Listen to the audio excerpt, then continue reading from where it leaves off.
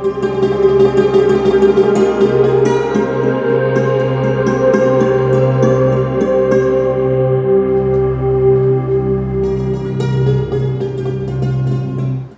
আলাইকুম ওয়া রাহমাতুল্লাহি ওয়া বারাকাতুহু নাহমাদুহু ওয়া নুসাল্লি আলা রাসূলিহিল কারীম আম্মা বা'দ। সুপ্রিয় দর্শক মণ্ডলী, সুন্দর এই সময়ে যে যেখান থেকে আমাদের সাথে যুক্ত হয়েছেন আপনাদের সকলকে জানাচ্ছি আন্তরিক মোবারকবাদ, প্রীতি এবং শুভেচ্ছা। সেই সাথে সাদর আমন্ত্রণ জানাচ্ছি আপনাদের প্রিয় চ্যানেল দেশ টিভির পর্দায় আপনাদের প্রিয় অনুষ্ঠান ইসলামী জীবন ও জিজ্ঞাসার আজকের এই পর্বে। আপনাদের সাথে আছি আমি মোহাম্মদ আল আমিন খান। প্রিয় দর্শক মণ্ডলী, ইসলামকে জানার জন্য, বোঝার জন্য, মানার জন্য দেশ টিভি আয়োজন করেছে চমৎকার এই অনুষ্ঠান ইসলামী জীবন ও জিজ্ঞাসা। আজ আমাদের মাঝে অতিথি হিসেবে উপস্থিত হয়েছেন বাংলাদেশের প্রখ্যাত আলেমে দ্বীন, বিশিষ্ট ইসলামী চিন্তাবিদ মাওলানা হোসাইনুল বান্না, সম্মানিত সহকারী অধ্যাপক, উর্দু বিভাগ, ঢাকা বিশ্ববিদ্যালয়। আসসালামু আলাইকুম ওয়া রাহমাতুল্লাহি ওয়া বারাকাতুহু। ওয়ালাইকুম আসসালাম ওয়া রাহমাতুল্লাহ। শেখ কেমন আছেন? জি আলহামদুলিল্লাহ ভালো আছি, আপনি ভালো আছেন? আলহামদুলিল্লাহ, আল্লাহ তাআলা আমাকেও ভালো রেখেছেন। ইসলামী জীবন ও জিজ্ঞাসা অনুষ্ঠানের পক্ষ থেকে আপনাকে আন্তরিক মোবারকবাদ। জাযাকাল্লাহ। দর্শক মণ্ডলী, আপনারা আমাদের কাছে ইসলামিক যে কোনো প্রশ্ন করতে পারেন। প্রশ্ন করতে আপনার টিভি সেটের স্ক্রিনে যে নাম্বারটি দেখতে পাচ্ছেন উক্ত নাম্বারে ফোন করুন। তবে ফোন করার পূর্বে অবশ্যই আপনার টিভি সেটের ভলিউম কমিয়ে নেবেন। আজকে আমরা আলোচনা করব আমাদের পারিবারিক জীবনের অন্যতম বন্ধন হলো স্বামী স্ত্রীর বন্ধন। স্বামী এবং স্ত্রী পরস্পরের প্রতি যে দায়িত্বগুলো রয়েছে, ইসলাম কী শিক্ষা দেয়, ইসলামিক দায়িত্ব নিয়ে আজকে আমরা আলোচনা করার চেষ্টা করব ইনশাআল্লাহ তাআলা। আমাদের পরিবারগুলো যদি ইসলামমত হয়, পরিবারের মধ্যে স্বামী স্ত্রী পরস্পরের মধ্যে সৌহার্দ্যপূর্ণ আচরণ থাকে, সদ্ভাব থাকে, ভালো ব্যবহার থাকে, সুন্দর পরিবেশ থাকে, তখন আমাদের পারিবারিক জীবন সুন্দরময় হয়। প্রক্ষান্তরে যদি আমাদের মাঝে শান্তি বিরাজমান না থাকে, ইসলামের বিধিবিধানগুলো আমরা মেনে না চলে, আমাদের পারিবারিক জীবন অশান্তিময় হয়ে যায় এবং সেটা আমাদের প্রত্যেকের জন্য অনেক কষ্টের হয়ে যায়। আজকে সুন্দর এই আয়োজনের মাধ্যমে আমরা এই বিষয়টি জানার চেষ্টা করব, একজন স্বামীর প্রতি কী কী দায়িত্ব স্ত্রীর এবং স্ত্রীর প্রতি স্বামীর কী কী দায়িত্ব ইনশাআল্লাহ তাআলা। শেখ, প্রথমেই পারিবারিক আমাদের যে সম্পর্ক ভিত্তি, এটির অন্যতম একটা অংশ হলো স্বামী স্ত্রীর সম্পর্ক। স্বামী স্ত্রী পরস্পরের মধ্যে যে দায়িত্ব, এই দায়িত্বগুলোর মধ্যে প্রথমে একজন স্বামীর প্রতি যে স্ত্রী আছে, স্ত্রীদের দায়িত্বগুলো কি কি হবে আপনি দর্শকদেরকে জানাবেন। জাযাকাল্লাহ। বিসমিল্লাহির রহমানির রহিম। নাহমাদুহু ওয়া নুসাল্লি আলা রাসূলিহিল কারীম আম্মা বা'দ। আল্লাহ সুবহানাহু ওয়া তাআলা সূরাতুন নিসার শুরুতে এই কথা বলেছেন যে ইয়া আইয়ুহান নাসু তাকু রাব্বাকুমুল্লাযী খালাকাকুম মিন নাফসিন ওয়াহিদা ওয়া খালাকা মিনহা যাওজাহা, যে তোমরা আল্লাহ সুবহানাহু ওয়া তাআলাকে ভয় করো, যিনি একটি নফস থেকে, একটি প্রাণ থেকে তোমাদেরকে সৃষ্টি করেছেন। আদম আলাইহিস সালাতু ওয়াস সালাম এবং হাওয়া আলাইহিস সালাতু ওয়াস সালামের কথা এখানে বলা হয়েছে। এবং তারপরে আল্লাহ সুবহানাহু ওয়া তাআলা প্রত্যেক মানুষের জন্য তার জোড়া সৃষ্টি করেছেন, তার স্ত্রীকে সৃষ্টি করেছেন। রাসূল পাক সাল্লাল্লাহু আলাইহি ওয়াসাল্লাম বলেন, আলা কুল্লুকুম রাঈন ওয়া কুল্লুকুম মাসউলুন আন রাইয়াতিহি, জেনে রাখো তোমরা প্রত্যেকেই কিন্তু দায়িত্বশীল এবং প্রত্যেককেই তার দায়িত্ব সম্পর্কে জিজ্ঞেস করা হবে। স্বামী স্ত্রীর যে সম্পর্কটা, আল্লাহ সুবহানাহু ওয়া তাআলা বলেন এই কথা যে আল্লাহ সুবহানাহু ওয়া তাআলার এটা একটা নিদর্শন যে আল্লাহ সুবহানাহু ওয়া তাআলা তোমাদের স্বামী স্ত্রী হিসেবে তৈরি করেছেন। সূরাতুর রুমে আল্লাহ সুবহানাহু ওয়া তাআলা বলেছেন ওয়া জাআলা বাইনাকুম মাওয়াদ্দাতা ওয়া রাহমা, তোমাদের পরস্পরের মধ্যে আল্লাহ সুবহানাহু ওয়া তাআলা ভালোবাসা এবং দয়া সৃষ্টি করেছেন একের প্রতি অন্যের। তো রহমত এবং মাওয়াদ্দা এই দুইটার চাহিদা হলো এই যে স্যাক্রিফাইস।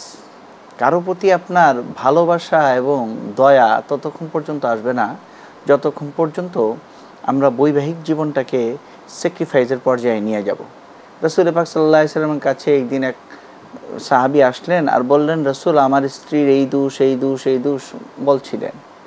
রাসূল পাক সাল্লাল্লাহু আলাইহি ওয়াসাল্লাম বললেন, এগুলো বাদ দিয়ে আর কি দোষ আছে? বলেন আর দোষ নেই। বলে আর সব গুণ? বলেন যে হ্যাঁ। রাসূল বললেন, তুমি গুণগুলির কথা চিন্তা করো, দোষগুলোর কথা চিন্তা করো না। মানুষ মাত্রই তার মধ্যে ত্রুটি আসে, কিন্তু প্রত্যেকেই যদি আমরা নিজেদেরকে আল্লাহ সুবহানাহু ওয়া তাআলার পক্ষ থেকে স্ত্রীদের স্বামীর প্রতি মনে করতে হবে যে আল্লাহ সুবহানাহু ওয়া তাআলা থেকে সে হচ্ছে আমার জন্য নিয়ামত। কারণ আল্লাহ সুবহানাহু ওয়া তাআলা বলেছেন, হুন্না লিবাসুল লাকুম ওয়া আনতুম লিবাসুল লাহুন্না। একজন স্ত্রী তার স্বামীর জন্য এবং স্বামী তার স্ত্রীর জন্য হচ্ছে পোশাক স্বরূপ। অর্থাৎ পোশাক দিয়ে যেরকম আমরা আমাদের শরীরের যত রকমের ত্রুটি বিচ্যুতি আছে সব ঢেকে রাখি, আমাদের চরিত্রকে আমরা সুন্দর করি, ঠিক অনুরূপভাবে বাহ্যিক অবয়বকে যেভাবে সুন্দর করি, আমি আমার চরিত্রকে আমার স্ত্রীর মাধ্যমে আমি সুন্দর করতে পারি। তাই স্ত্রীদের প্রতি কর্তব্য হচ্ছে স্বামীর দোষ ত্রুটি অন্যের কাছে বর্ণনা না করা। শেখ ভাইয়ের প্রথম প্রশ্নটি আশা করছি বুঝতে পেরেছেন। আমার ভাই খুব সুন্দর কথা বলেছেন যে আমরা অনেক সময় তাহাজ্জুদের সময় উঠি এবং তাহাজ্জুদের নামাজ কত রাকাত পড়ব। আসলে তাহাজ্জুদের নামাজ রাসূল পাক সাল্লাল্লাহু আলাইহি সাল্লামের জন্য ওয়াজিব ছিল, কিন্তু এই উম্মতের কষ্ট হয়ে যাবে, এই জন্য এই উম্মতের জন্য এই নামাজটিকে নফল করা হয়েছে, যেটাকে আমরা সুন্নতে গায়রে মুআক্কাদা বলি বা সুন্নতে জায়েদা বলি আমরা এটাকে। তো এটার সর্বনিম্ন পরিমাণ হচ্ছে 2 রাকাত। রাসূল পাক সাল্লাল্লাহু আলাইহি ওয়াসাল্লামের হাদিসের দ্বারা বোঝা যায় যে রাসূল পাক সাল্লাল্লাহু আলাইহি ওয়াসাল্লাম তাহাজ্জুদ সর্বোচ্চ 8 রাকাত আদায় করেছেন। কিন্তু এই 8 রাকাতের মধ্যেই যে সীমাবদ্ধ রাসূল পাক সাল্লাল্লাহু আলাইহি ওয়াসাল্লাম করেছেন যে 8 রাকাতের উপরে তোমরা পড়তে পারবে না, এই ধরনের কথা নেই। তাই আমরা যতটুকু সম্ভব পড়ব। তবে বিষয়টি হচ্ছে যে তাহাজ্জুদের সময়টা, এখানে নামাজের পরে সবচেয়ে গুরুত্বপূর্ণ আমল হচ্ছে দোয়া করা। কারণ আল্লাহ সুবহানাহু ওয়া তাআলা উনার রহমতের দৃষ্টি এই সময় নিয়ে আসেন এবং রাসূল পাক সাল্লাল্লাহু আলাইহি সাল্লাম বলেছেন যে আল্লাহ সুবহানাহু ওয়া তাআলা যে দোয়া কবুল করেন যে সময়গুলো আছে, এর মধ্যে একটি সময় হচ্ছে প্রত্যেক ফরজ নামাজের পরে আল্লাহ সুবহানাহু ওয়া তাআলা দোয়া কবুল করেন এবং তাহাজ্জুদের সময়।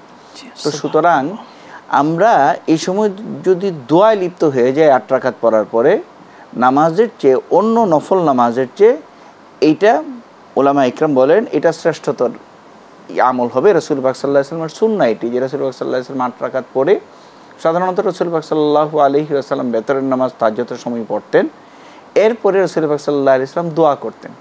তাই যদি নফল পড়ি, কাজা পড়লে ভিন্ন কথা, কিন্তু যদি নফল পড়ি তাহলে এই সময় শ্রেষ্ঠতর হবে আল্লাহ সুবহানাহু ওয়া তাআলার কাছে দোয়া করা। শেখ, আমরা আপনার থেকে যে বিষয়টি তাহাজ্জুদ সম্পর্কে শুনছিলাম, তবে ভাই কিন্তু যে বিষয়টি বলছিলেন যে রাত্রিবেলা এশার নামাজ আদায়ের পরে বেতেরটা আদায় করে ফেলেন এবং তিনি ভোর রাত্রে উঠে শুধু তাহাজ্জুদ পড়েন। এখন বেতেরের নামাজটা এটা তাহাজ্জুদের পরে আদায় করা উত্তম হবে নাকি এদিকে এশার নামাজের পরে বেতেরটা আদায় করা উত্তম হবে? হযরত আনাস রাদিয়াল্লাহু তাআলা আনহুর একটা কথা মনে পড়ে গেল। এর আগে বলি যে যদি উনার কনফিডেন্স থাকে যে উনি শেষ রাত্রে উঠবেন, তাহলে বেতরের নামাজটা আসলে তাহাজ্জুদের পরে আদায় করাটাই উত্তম, বেশি সওয়াব। আর যদি এই কনফিডেন্স না থাকে, যদি মিস হয়ে যায়, তাহলে কিন্তু এটার কাজা করতে হবে, বেতরের নামাজের কাজা করতে হয়। তাই হযরত আনাস রাদিয়াল্লাহু তাআলা আনহু বলেন যে আমাদের জন্য এটা বড় ধোঁকা যে আমরা এশারের নামাজের সাথে ভেতরের নামাজ না পড়ে শেষ রাত্রের জন্য রেখে দিই। তো আমার ভাইয়ের অবস্থাকে আমি জানি না, যদি এরকম হয় যে ওনার কনফিডেন্স থাকে তাহলে উনি ওই সময় আদায় করবেন, না হয় ভেতরের নামাজটি কিন্তু এশারের নামাজের সাথে আদায় করাটা উত্তম। বারাকাল্লাহু ফিক। সুস্থতার কারণে ফরজ নামাজ 2 রাকাত দাঁড়িয়ে এবং 2 রাকাত বসে আদায় করলে নামাজ আদায় হবে কিনা? আসলে শরীয়তের এটা একটা উসুল যে যরুরাতু তুবিহুল মাহজুরাত, যে প্রয়োজন হারাম কেউ ইসলামে হালাল করে দেয়। রাসূল পাক সাল্লাল্লাহু আলাইহি ওয়াসাল্লাম বলেছেন ইয়াসসিরু ওয়ালা তুআসসিরু বাশশিরু ওয়ালা তুনাফিরু, তোমরা সব ইসলামকে সহজভাবে উপস্থাপন করো, কখনো কঠিন করে দিও না, তোমরা সুসংবাদ দাও, মানুষকে ভীতি প্রদর্শন করো না। তো লা ইকাল্লিফুল্লাহু নাফসান ইল্লা উসআহা, আল্লাহ সুবহানাহু ওয়া তাআলা মানুষের সাধ্যের বাইরে কোনো জিনিস চাপিয়ে দেন না। আমার ভাইয়ের যতটুকু সাধ্য দাঁড়িয়ে নামাজ পড়বে, তারপরে যদি বসে নামাজ পড়তে চান কোনো অসুবিধা নেই, এটা পড়তে পারেন। জি, বারাকাল্লাহু ফি হায়াতিক। আমরা আরও একটি প্রশ্নে যাচ্ছি। স্বামী তার ওয়াইফের অমতে লোনের জন্য সাক্ষী বানান, এক্ষেত্রে সেই বোনের জন্য অর্থাৎ সেই স্ত্রীর জন্য কোনো সমস্যা হবে কিনা বা এই অবস্থাতে তার করণীয় কি? প্রথম করণীয় হচ্ছে স্বামীকে বুঝানো এবং ওনার জন্য দোয়া করা। একটি হাদিসের মধ্যে আছে লা তাআতা লি মাখলুকিন ফি মাসিয়াতিল খালিক, উনি যেহেতু এই সুদের বিষয়ে সাক্ষী হচ্ছেন, সুদের লেনদেন বা সহযোগিতা করা এটা অবশ্যই গর্হিত। আল্লাহ তাআলা কোরআনে কারীমের মধ্যে বলেন, ফাইল্লাম তাফআলু ফাযানু বিহারবিন মিনাল্লাহি ওয়া রাসূলি, তোমরা যদি এরপরেও সুদের লেনদেন করো তাহলে আল্লাহর রাসূলের পক্ষ থেকে মহাযুদ্ধের ঘোষণা। এবং অসংখ্য হাদিসের মধ্যে আছে যে সুদের লেনদেন যারা করে তারা জাহান্নামী হবে। তো আমার ভাইকে বোঝানো এবং আমার বোনকে আমি আবেদন করব যথাসম্ভব এর থেকে উনি কৌশলে উনি বিরত থাকতে চেষ্টা করবেন। আমরা যে প্রশ্নটি পেয়েছিলাম, সফরের কাজা নামাজ, সারাদিন জোহর, আসর, মাগরিব কাজা হয়ে গিয়েছে, এগুলো কি রাত্রে এশার আগে আদায় করবে না পরে, বা আদায় করলে কোনো সমস্যা হবে কিনা? আসলে বিষয়টি হচ্ছে কি যে এই কাজা নামাজ এটা যদি জীবনে ওনার 5 ওয়াক্তের চেয়ে কম কাজা হয় তাহলে ওনার আগে এই কাজা নামাজ আদায় করে নিতে হবে, পরে উনি এশারের নামাজ পড়বেন। আর যদি 5 ওয়াক্তের চেয়ে বেশি হয়ে যায় তাহলে উনি আগে পরে যখন ইচ্ছা উনি পড়তে পারেন, কোনো অসুবিধা নেই।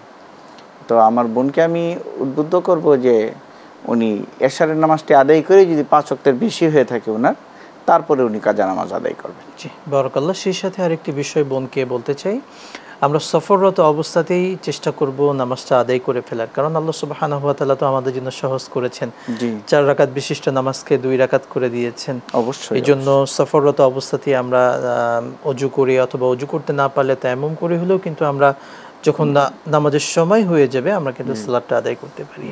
আমরা দেখেছি যে বাইরে আপনার এই ধরনের ব্যবস্থা আছে, প্রত্যেকটা মসজিদের সাথেই আমাদের মা বোনদের নামাজের ব্যবস্থা আছে, কিন্তু বাংলাদেশে এর ব্যতিক্রম দেখা যায়, বিশেষ করে সাবকন্টিনেন্টই আসলে এর ব্যতিক্রম, যে আমাদের মা বোনদের জন্য একমাত্র হোটেল ছাড়া অন্য কোথাও ব্যবস্থা নেই যে অজু ইস্তেঞ্জা করার। বা আপনি যদি চিন্তা করেন যে আপনি আপনার মা বোনকে নিয়ে কক্সবাজার সফর করবেন, পথিমধ্যে কিন্তু হোটেল ছাড়া মসজিদের মধ্যে এই ধরনের ব্যবস্থা নেই। তো আমার মনে হয় মসজিদ কর্তৃপক্ষেরও এই ব্যাপারে চিন্তা করার দরকার বিষয়গুলো নিয়ে। সাহু সিজদা এটার আদায় করার সঠিক নিয়মটা কি? ফতোয়ায়ে শামিতে, হেদায়েতে এবং শরহুল বেকায়ে যে সঠিক নিয়মটি উল্লেখ করা হয়েছে সেটা হচ্ছে, নামাজের মধ্যে আমার যদি কোনো ওয়াজিব তরক হয়ে যায় অথবা ওয়াজিব যদি আমি বেশি আদায় করে ফেলি, সেই ক্ষেত্রে আমি শেষ বৈঠকে আত্তাহিয়াতু পড়ি, অর্থাৎ আশহাদু আল্লা ইলাহা ইল্লাল্লাহ ওয়া আশহাদু আন্না মুহাম্মাদান আবদুহু ওয়া রাসূলুহু, এটা পড়ে আমি একদিকে সালাম ফিরাবো, একদিকে সালাম ফিরিয়ে আল্লাহু আকবার বলে আমি আবার 2টো সেজদা দিব এবং সেজদার যে তাসবিহ আছে এটা পড়বো। ওই 2 সেজদার পরে আবার নতুন করে আত্তাহিয়াত থেকে শুরু করে একেবারে দোয়া মাসুরা পড়ে আমি সালাম ফিরাবো। জি, বারাকাল্লাহ ফি হায়াতিক। আমরা সুন্দরভাবে উত্তর পেয়েছি। এরপরে আরেকটি বিষয় ছিল, মহিলারা কবর জিয়ারতের, অনেকজন মহিলা একসঙ্গে হয়ে কবর জিয়ারতের দোয়া পরিচালনার জন্য যিনি দোয়া পরিচালনা করবেন তিনি যদি মহিলা হন, এটা করতে পারবেন কিনা? হানফি মাযহাবের রীতি অনুযায়ী এই আমাদের মা বোনেরা আসলে কবর জিয়ারতের উদ্দেশ্যে গোরস্থানে প্রবেশ করতে পারবেন না, ওনারা এটার অনুমতি নেই।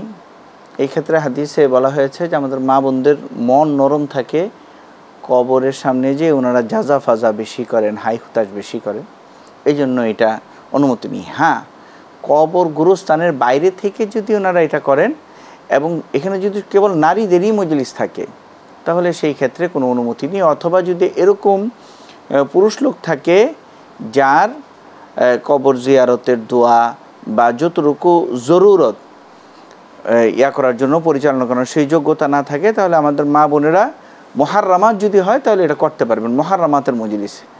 আর যদি সেখানে গায়রে মুহাররামাতও থাকেন তো পর্দার খেলাফ হবে একটি কথা, এবং সেই ক্ষেত্রে উলামা ইকরাম এটাকে নিরুৎসাহিত করে।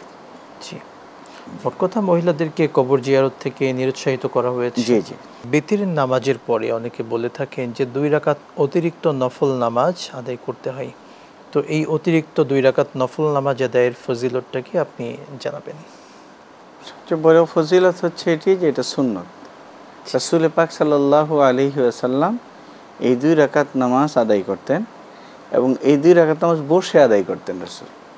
প্রথম রাকাতে রাসূল পাক সাল্লাল্লাহু আলাইহি ওয়াসাল্লাম সূরা কাফিরুন পড়তেন, কুল ইয়া আইয়ুহাল কাফিরুন, এবং দ্বিতীয় রাকাতে রাসূল পাক সাল্লাল্লাহু আলাইহি ওয়াসাল্লাম কুল হুয়াল্লাহু আহাদ এটি পড়তেন। তো আমাদের যাদের সামর্থ্য আছে, অত্যন্ত ফজিলতের একটি সুন্নত, এটি এখন প্রায় মৃত প্রায় এই সুন্নত। আর রাসূল সাল্লাল্লাহু আলাইহি ওয়াসাল্লাম বলেছেন যে মান আহিয়া সুন্নতি ইনদা ফাসাদি উম্মতি ফালাহু আজরু মিয়াতি শাহীদিন, সুবহানাল্লাহ। যে মৃত প্রায় সুন্নতকে যে জীবিত করে, তাহলে 100 বার শহীদ হলে যে সওয়াব, সেই শহীদের সওয়াব আমরা পাবো। বোন জানতে চেয়েছেন আজান এবং একামতের মাঝে সময়টা তো দোয়া কবুলের সময়, এটি তো পুরুষরা এই আমলটা করতে পারবে যেহেতু যারা নামাজ আদায় করেন। তো এখন বোন তিনি তো বুঝতে পারেন না আজান এবং একামতের সময়ে কখন, তো তাদের জন্য করণীয় কি? আসলে বোন, আমাদের প্রত্যেকটা নামাজেরই সাধারণত ফজর এবং জোহর এবং এশা, এই 3টি নামাজ আজানের আধা ঘন্টা পরে শুরু হয় জি বাংলাদেশে। আর আসরের নামাজ সাধারণত আজানের 15 মিনিট পরে শুরু হয়। জি আর মাগরিবের নামাজ আজানের সাথে সাথে শুরু হয়। জি তো যদি এটি জেনে ফেলেন যে আমাদের বাংলাদেশে যে নামাজের এই শুরু হওয়ার সময়টা কখন, জি তাহলে এটি সহজ। আমার বোনকে আমি বলবো যে এই আজান দেওয়ার পর থেকে আপনার দোয়া শুরু করবেন এবং আধা ঘন্টা পর্যন্ত দোয়া করবেন এই ফজর, জোহর এবং ইশায়। আর আসরের আজানের পরে 15 মিনিট দোয়া করবেন। আর মাগরিবের আজানের শেষ হওয়ার সাথে সাথেই আপনি 2-1 মিনিট দোয়া করবেন, তাহলেই হবে। সূরাতুন নিসায় আল্লাহ সুবহানাহু ওয়া তাআলা বলেছেন, এটা আমাদের মা বোনদের একটা হক স্বামীর উপরে। ওয়া আতুন নিসা সাদাকাতিহিন্না নিহলা, যে তোমরা তোমাদের স্ত্রীদের দেনমোহর পরিশোধ করো। রাসূল পাক সাল্লাল্লাহু আলাইহি ওয়াসাল্লাম বিভিন্ন হাদিসের মধ্যে বলেছেন এই কথা, যে মা বোনদের দেনমোহর, এটা মা বোনদের হক, এটা অবশ্যই পরিশোধ করতে হবে। এবং সূরাতুল বাকারার একাধিক আয়াতে দেনমোহর কী অবস্থায় কতটুকু পরিশোধ করতে হবে স্পষ্ট করে আছে। তার সাথে সাথে আমি এই বোনের স্বামীকে বলবো যে রাসূল পাক সাল্লাল্লাহু আলাইহি ওয়াসাল্লামের একটি কঠিন হুঁশিয়ারি আছে এই সম্পর্কে, যে যেই ব্যক্তি তার স্ত্রীর দেনমোহর আদায় করে না বা দেনমোহর আদায় করতে যেয়ে ছলচাতুরি করে, কাল কিয়ামতের ময়দানে সেই ব্যক্তি ব্যভিচারী হিসাবে উঠবে এবং ব্যভিচারদের যে শাস্তি, নাউযুবিল্লাহি মিন যালিক, সেই শাস্তি তার হবে। তাই আমি ভাইকে উদ্বুদ্ধ করব যে আমার এই বোনসহ যে সমস্ত বোনদের দেনমোহর আদায় করা হচ্ছে না, এবং আমরা অনেকে মনে করি যে দেনমোহর আদায়টি এটি হচ্ছে বিবাহ যখন বিচ্ছেদ হবে তখন, এর আগে আদায় করার প্রয়োজন নেই। এটিও একটি ধোঁকাবাজি এবং হটকারিতা এবং হিপোক্রেসি। এটি রাসূল সাল্লাল্লাহু আলাইহি ওয়াসাল্লাম বলেছেন, সামর্থ্য থাকলে তুমি বাসরেই তোমার দেনমোহর পরিশোধ করো, আর সামর্থ্য যদি না থাকে তাহলে তার থেকে তুমি সময় নিয়ে নাও, এটি একটি ঋণ। এরকম কি স্বামী যদি আগে ইন্তেকাল করে, তাহলে সেই ক্ষেত্রে স্ত্রীর কাছে মাফ চেয়ে নিতে হয়। তার সন্তান অথবা স্বামীর যে বড় ভাই আছে, উনি ওলি হিসাবে স্ত্রীর কাছে মাফ চাইতে হবে। যদি মাফ না করেন তাহলে কিন্তু কাল কিয়ামতের ময়দানে জানি এবং ব্যভিচারী হিসাবে আমাদের উঠতে হবে। আল্লাহ সুবহানাহু ওয়া তাআলা আমাদের এর থেকে হেফাজত করুক। আল্লাহুম্মা আমিন। সেকে একটি সম্পর্ক প্রশ্ন করতে চাই। আমরা তো পুরুষরা নামাজের জন্য, সেটা জামাতি হোক অথবা একাকী হোক, একামত দিয়ে থাকি নামাজ আদায়ের জন্য। মহিলারাও কি নামাজ আদায়ের জন্য তারা একামত দিতে পারবেন? জি না, আমাদের মা বোনদের যে গলার স্বর আছে সেটিও হিজাবের, পর্দার অন্তর্ভুক্ত। এই কারণে প্রয়োজনের অতিরিক্ত কোনো কাজই করতে পারবেন না। এরকম কি আমাদের মা বোনদের কেন সূরা কেরাত নামাজে আস্তে আস্তে পড়তে হয়? এই হিজাবের কারণে, পর্দার কারণে, যে আমাদের মা বোনদের আওয়াজটাও যাতে, প্রয়োজনের অতিরিক্ত আওয়াজ যাতে অন্যের কাছে না যায়। যে তাকওয়া হচ্ছে যে আমাদের মা বোনদের, আর একামত দেওয়াটা হচ্ছে মুস্তাহাব বা সুন্নাহ। তাই আমাদের মা বোনেরা যদি একামত না দেন তাহলে সওয়াব বেশি। পুরুষের যেরকম একামত দিয়ে নামাজ পড়লে সওয়াব বেশি, ওনাদের হচ্ছে না দিয়ে সওয়াব বেশি। এরকম কি পুরুষের হচ্ছে জামাতি যেয়ে নামাজ পড়লে, মসজিদে গিয়ে নামাজ পড়লে সওয়াব বেশি, আর আমার মা বোনদের হচ্ছে মসজিদে গিয়ে নামাজ পড়লে সওয়াব কম, ঘরে নামাজ পড়লে সওয়াব বেশি। এরকম কি ঘরের মধ্যে যদি আরও কোনো ছোট্ট একটা ঘর বানাতে পারেন উনি, যেখানে উনি নামাজ পড়বেন, তাহলে সেইখানে আরও সওয়াব বেশি। তাহলে আমার মা বোনদের এবং পুরুষের মধ্যে নামাজের সওয়াবের তারতম্য স্থান ভেদে কিন্তু বিপরীত হচ্ছে। এই জিনিসটা আমরা খেয়াল রাখবো। এবং ছোট্ট একটা কথা বলি, যে আমরা অনেক সময় আছে যে কাবায় যাওয়ার পরে আমাদের মা বোনেরা কিন্তু অনেক সময় কাবা শরীফে নামাজ পড়তে যান, এবং এই জন্য কিন্তু হুড়োহুড়ি করেন ওনারা, অথচ সওয়াব বেশি হচ্ছে উনি কাবায় কেবলমাত্র উমরা করে নামাজ পড়ে আসার পরে ওনার হোটেলে নামাজ পড়লে সওয়াব বেশি। ওনার কিন্তু কাবায় যেতে হবে না, কারণ পুরাটাই হচ্ছে হেরেম শরীফ। আপনার একেবারে 5 কিলোমিটার পর্যন্ত হেরেম শরীফ, আমি লেখা আছে এখানে যে হেরেম শরীফ শেষ। এই পরিমাণ, এই জায়গায় যদি আমাদের মা বোনেরা যেখানেই নামাজ পড়বেন, এক ওয়াক্ত নামাজের জন্য কিন্তু 1 লক্ষ রাকাত, 1 লক্ষ ওয়াক্ত নামাজের সব আমাদের মা বোনেরাও পাবেন ইনশাআল্লাহ। সুবহানাল্লাহ। আমরা ঈদের নামাজ বা কোনো যে নামাজগুলো আছে, বিশেষ করে ঈদের নামাজে আমরা তো পুরুষরা ঈদগাহে গিয়ে নামাজ আদায় করি, মহিলারা ঘরে তারা একত্রে অনেক মহিলা একসঙ্গে হয়ে একজন ইমামতিতে, কোনো মহিলার ইমামতিতে তারা নামাজ আদায় করতে পারবেন কিনা?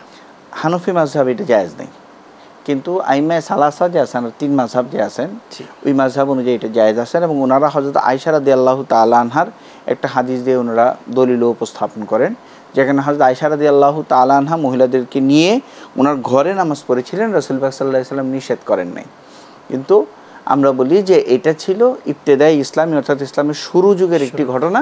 শেষের দিকে এসে দেখেছি যে আমাদের মা বোনদের মধ্যে, মদিনার মা বোনদের মধ্যে কিন্তু এই ট্রেন্ড ছিল না, বরং ওনারা যারা নামাজ আদায় করেছেন তারা ঈদগাহে এসেছেন, আর যারা করেন নাই তারা ঘরে একা একা নামাজ পড়েছেন, জামাত পড়েননি। জি, বারাকাল্লাহ। আমরা আজকের মূল বিষয় যে নিয়ে আলোচনা করছিলাম, স্বামী স্ত্রীর পারস্পরিক দায়িত্ব নিয়ে। একজন স্ত্রীর প্রতি স্বামীর কি কি দায়িত্ব হবে? জি, স্বামীর তো অনেক দায়িত্ব। আল্লাহ সুবহানাহু ওয়া তাআলা কোরআনে কারীমে বলেন, আর রিজালু কাওয়ামুন আলান নিসা বিমা ফাদ্দালাল্লাহু বা'দাহুম আলা বা'দ। আল্লাহ সুবহানাহু ওয়া তাআলা স্বামীকে পরিচালক বানিয়েছেন এই কারণে যে আল্লাহ সুবহানাহু ওয়া তাআলা স্বামীদেরকে মর্যাদা দিয়েছেন স্ত্রীদের উপর। আর ফাসসালিহাতু কানিতাতুন হাফিজাতুল লিল গায়বি বিমা হাফিজাল্লাহ, স্ত্রীর কাজ হচ্ছে তিনি আল্লাহ সুবহানাহু ওয়া তাআলার ইবাদত করবেন, দোয়া করবেন স্বামীর জন্য, এবং স্বামীর অবর্তমানে ঘর এবং সন্তান সন্ততির হেফাজত করবেন। আর স্বামীর জন্য দায়িত্ব হচ্ছে 3টি। এক হচ্ছে তার আহারের ব্যবস্থা করা। আমাদের মা বোনদের কিন্তু ঘরে যে রান্নাবাড়ি করে এটা আমাদের মা বোনদের জন্য ফরজ নয়, ওয়াজিবও নয়, এটা হচ্ছে তাদের একটা অনুগ্রহ। যে এই বিষয়টি লক্ষ্য করতে হবে, এইটি আহারের ব্যবস্থা করা, থাকার ব্যবস্থা করা।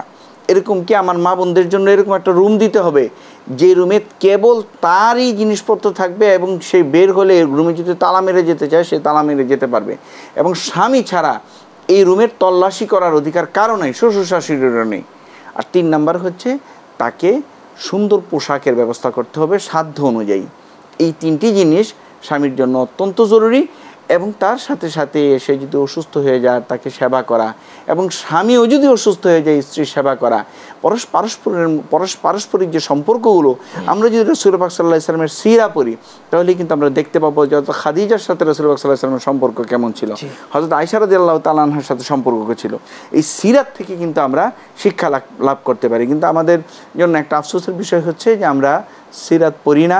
রাসূল পাক সাল্লাল্লাহু আলাইহি ওয়াসাল্লামের স্ত্রীদের সাথে আচরণ কেমন ছিল, বাবা হিসাবে ফাতেমা রাদিয়াল্লাহু আনহার সাথে আচরণ কেমন ছিল, সেগুলি আমরা জানি না বলে আমাদের অনেক রকমের কিন্তু সীমা লঙ্ঘন হয়ে যায় ইসলামের ক্ষেত্রে। সুতরাং এগুলো আমাদের লক্ষ্য করার দরকার। এবং রাসূল পাক সাল্লাল্লাহু আলাইহি ওয়াসাল্লামের সুন্নাহ এবং উসওয়া এবং আদর্শ যদি আমার সামনে থাকে তাহলে পারিবারিক জীবনে কখনো কলহ হবে না, বিবাহ বিচ্ছেদ হবে না, একটি সুষ্ঠু সুন্দর একটি শান্তিময় সমাজ কিন্তু আমরা পেতে পারি ইনশাআল্লাহ। ইনশাআল্লাহ তাআলা আল্লাহ পাক আমাদের পারিবারিক সম্প্রীতি বন্ধন এগুলো সুন্দর করুন। আমি সবশেষ আপনার কাছে একটি বিষয় জানতে চাচ্ছি, পারিবারিক জীবনকে, স্বামী স্ত্রী যে সম্পর্ক, এটাকে অনেক সুন্দর করতে স্বামী এবং স্ত্রী উভয়ের করণীয় কি? আপনি সংক্ষেপে কয়েকটি পয়েন্ট বলে দেবেন। করণীয় একটা হচ্ছে যে আমাদের স্বামীদের যে দায়িত্বগুলো আছে, ইসলামের হকগুলো আছে, মানে তলাবুল ইলমি ফারিদাতুন আলা কুল্লি মুসলিমিন বলা হয়েছে যে ইলমে দিন শিক্ষা করা ফরজ। কোন ইলমে দিন? সমস্ত ইলম তো শিক্ষা করা ফরজ না। আমি যখন যেই কাজটি করব সেই সমস্ত কাজে ইসলামের দৃষ্টিভঙ্গি কিটা আমার জানতে হবে। আমি যখন বিয়ে করব, বিয়ের আগেই কিন্তু জানতে হবে যে স্ত্রীর আমার উপর হক কী, স্ত্রীর জানতে হবে যে স্বামীর উপরে তার হক কী। এই হকগুলি যদি জানতে পারে এবং স্যাক্রিফাইসিং মুড থাকে, রাসূল পাক সাল্লাল্লাহু আলাইহি ওয়াসাল্লাম এবং সাহাবা ইকরামের জীবনচরিত যদি তার সামনে থাকে, কোরআন আমি প্রত্যেকদিন একটু একটু করে পড়ি, সামান্য পড়ি, এবং সে থেকে আমি জানি, এগুলি কিন্তু আমার ভিতরকে, আমার স্পিরিচুয়াল পাওয়ারকে আমার বৃদ্ধি করবে, আমার আধ্যাত্মিক শক্তিকে বাড়াবে, এবং তখন কিন্তু আমার সমাজকে, আমার পরিবারকে, আমার দেশকে আমি একটি সুন্দর একটি পরিবার উপহার দিতে পারবো। আমি ইনশাআল্লাহ তাআলা আল্লাহ পাক আমাদের পারিবারিক সম্প্রীতি বন্ধন এগুলোকে সুন্দর করুন এবং দীর্ঘস্থায়ী করুন। আমিন। আপনাকে অসংখ্য ধন্যবাদ আপনার মূল্যবান সময়টুকু আমাদেরকে দেওয়ার জন্য। বারাকাল্লাহ।